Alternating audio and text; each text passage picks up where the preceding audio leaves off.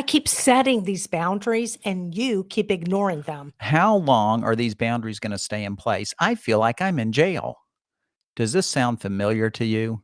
Well, join Priscilla and me today as we talk about how effective boundaries can put your marriage in a position to flourish. Hi, this is Phil and Priscilla Fretwell here with Savage Marriage. We're going to talk about how God is healing and restoring marriages today from betrayal, addictions, and the wounds of their past. And what he did in our marriage, he can do in yours too.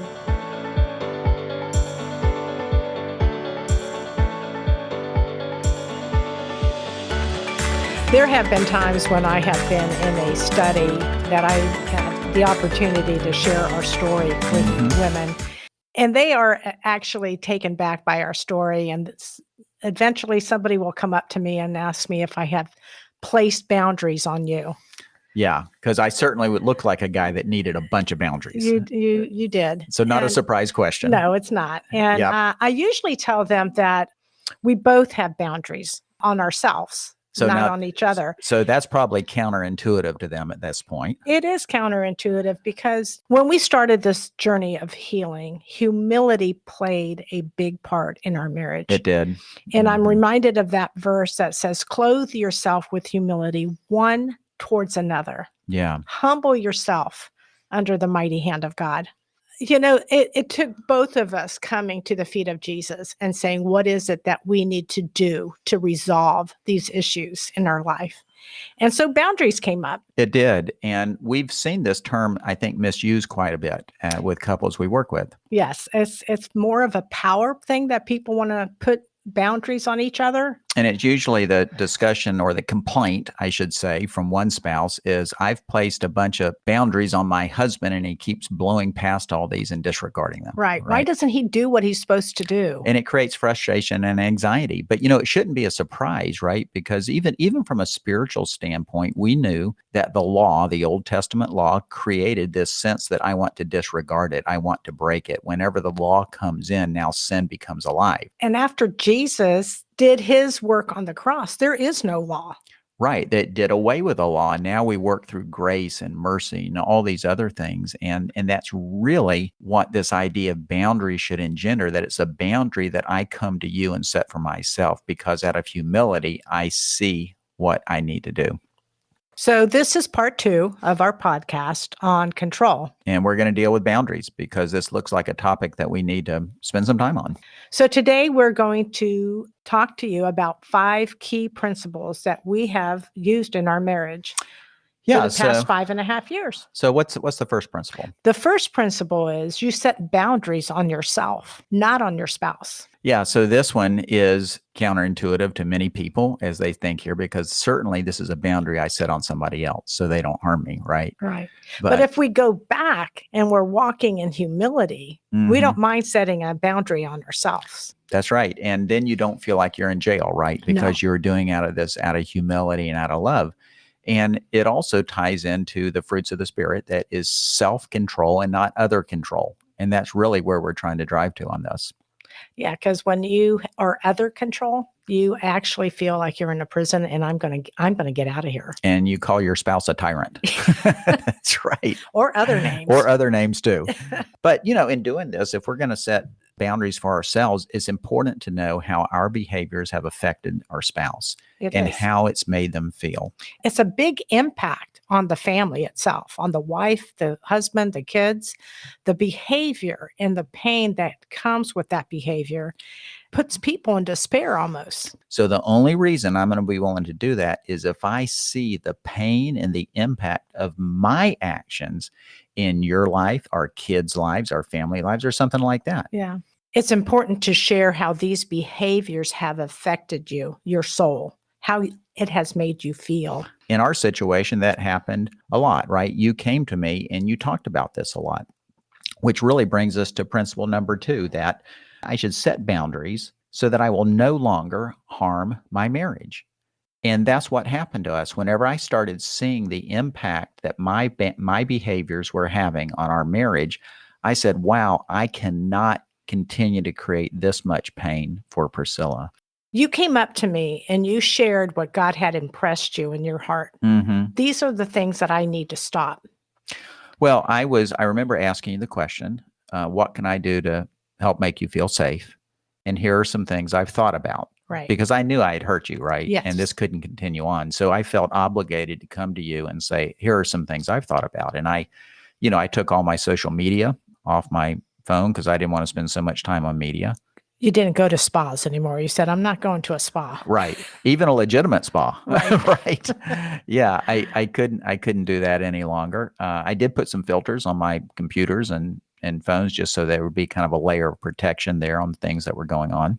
And you did some other things too. And it's interesting because when you did that, it made me realize that you were serious about changing, not only changing your behavior, but these things that have harmed our family, you were going to stop. Well, I remember also, I kind of came up with my list of things that I thought were affecting you, but I said, hey, Priscilla, what else can I do to make you feel safe, to make you feel cherished, to make you feel loved? And you gave me some other ideas.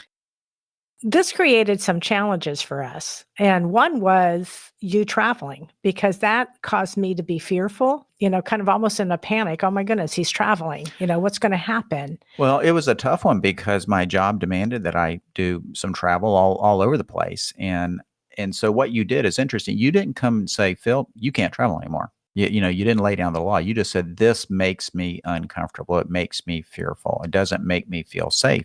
What can you do? And you came up with, I'll get a traveling companion, Yeah. a male traveling companion. Right. Yeah, that's right. Yeah. And so I found another guy at the office and he started joining me on the trips I was taking, which Right. got rid of some of the alone time and, stuff like that, which was helpful to me. Yeah. And I think it contributed to making you feel safe in that area. Yeah. And also the Find My Friend app, you actually said, I will keep that on. I will not turn it off. Yeah, because I had turned it off occasionally because I didn't want you to know where I was. Right. Yeah. So I decided I'd keep that on. And then the other one was, I really did not want to go to beaches. It was a triggering effect for me. Right. Yeah. And it made me feel I'm comparing myself to other people and I don't like being here with all these people with their swimming suits on. And so we hadn't gone to beaches for a long time. So I said, well, okay, we just won't go. And that's what was one of the boundaries that we set on our relationship. So, all these things were designed to make you feel safe. And that became the question, the mantra, the thought. What can I do to make Priscilla feel safe, to make her feel cherished, to make her feel loved? And I will willingly submit that boundary to my life. It was a place of humility. It was a place of putting you first and trying to move past the big pain and the big problems that had happened in our marriage. But, it does bring up the next problem on this is, let's say your spouse doesn't do that, because you might be listening to this saying, Phil, that's great. Or Priscilla, that's great. Phil came to you and did all these things, right? But what about the spouse who doesn't want to do it? Yeah. My spouse is not humbling themselves, is not going to do any of this. Now what do I do? Well, that really takes us to principle number 3. So if your spouse is unwilling to put boundaries on themselves, then you have to put a boundary on yourself that will protect you and your family from the feelings and the potential harm that's coming out of your spouse's bad behaviors. The way this works is you have a situation in your home. And so you tell your spouse, when you do X, I'm going to do Z, because this is how it makes me feel. Mm-hmm. And so it could be even in a situation of, hey, when you're yelling at me, I'm not going to respond to you because I don't win in any arguments. And our argument just escalates. Mm-hmm.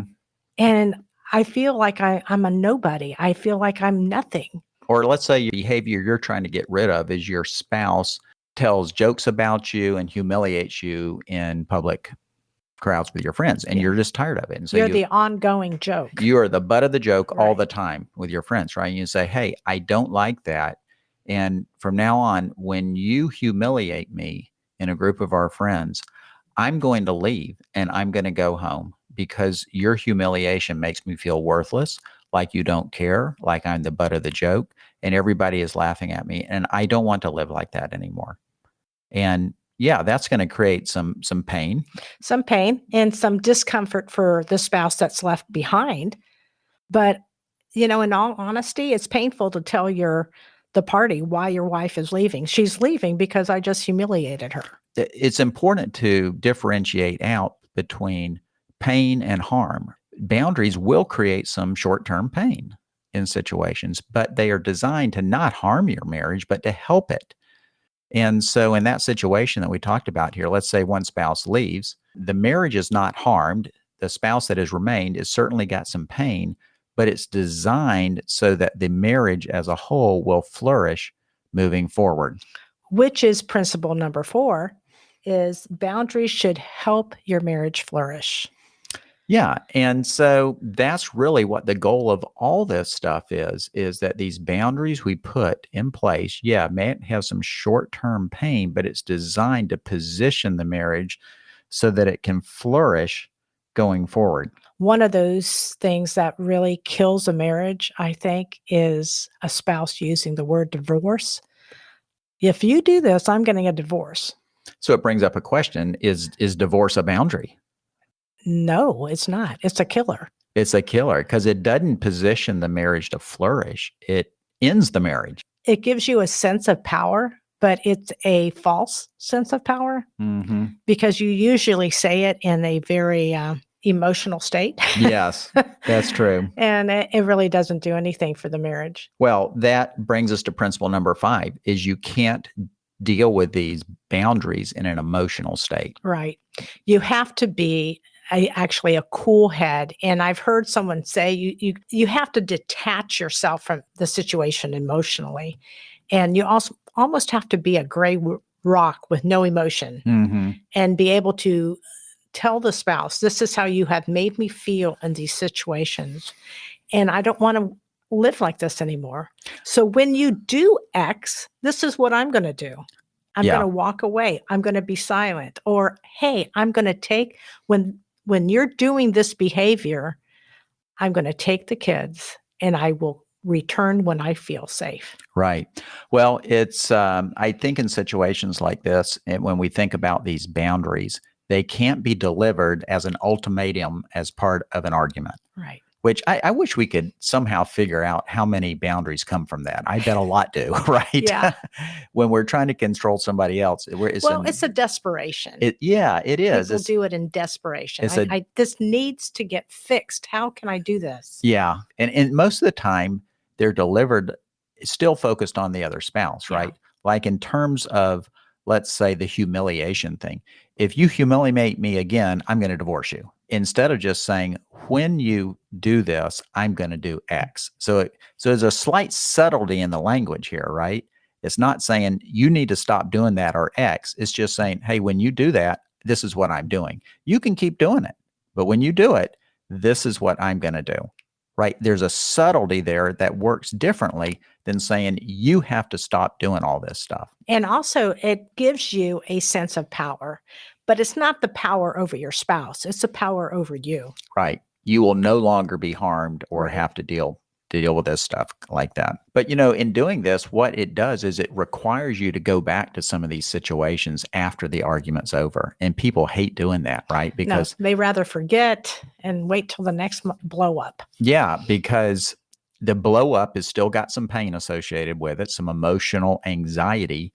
And once it's over, you're thinking, thank goodness that is over. But if you're going to reject passivity and pursue a solution, you got to go back to that situation and say, hey, do you know when we had this blow up yesterday, here's what I've been thinking about. When you do this, this is what I'm going to do because I can't live like that anymore. And you do it at the moment where your emotions are down, you've got a cool head, and now you're trying to pursue almost more logically, I think, the solution in this thing. And I was thinking that if you become passive in this, then you almost tolerate and accommodate what is being done in the home. I think that's right. And it really is true. We tolerate as much as we can in our marriage until we can't take it anymore.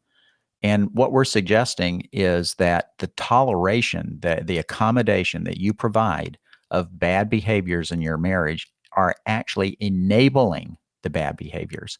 And we'll hear this sometimes, even sometimes around from wives dealing with porn in their Yeah. home, right? Mm-hmm.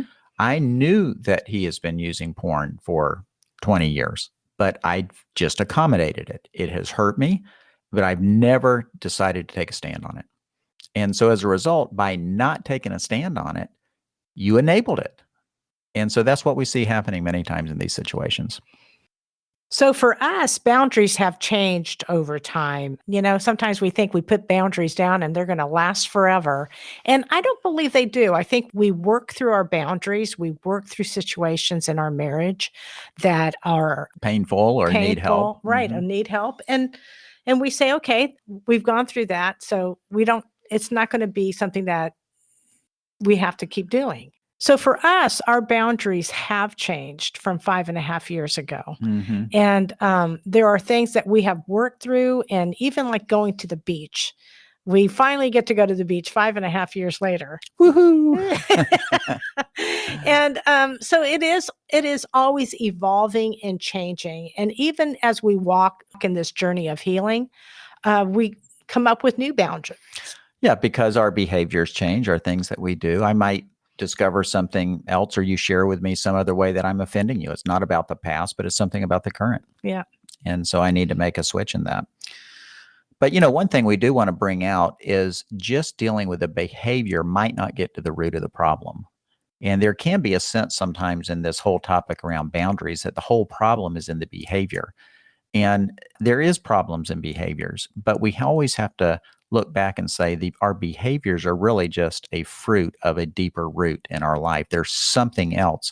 And if people are just focused on stopping a behavior without getting to the root, there's always going to be a desire to go back to the behavior. And so what we want to do is try to come up with what is the real root of the problem. So stopping the behavior is an opportunity to go back and drill into what is the root problem in this. For example, I had a big problem with anger. And not that I don't get upset at anything, I still do, but my anger would rise. Like it's a weird feeling that you get in your chest of this anger rising. Everybody knows that feeling. Everybody, yeah.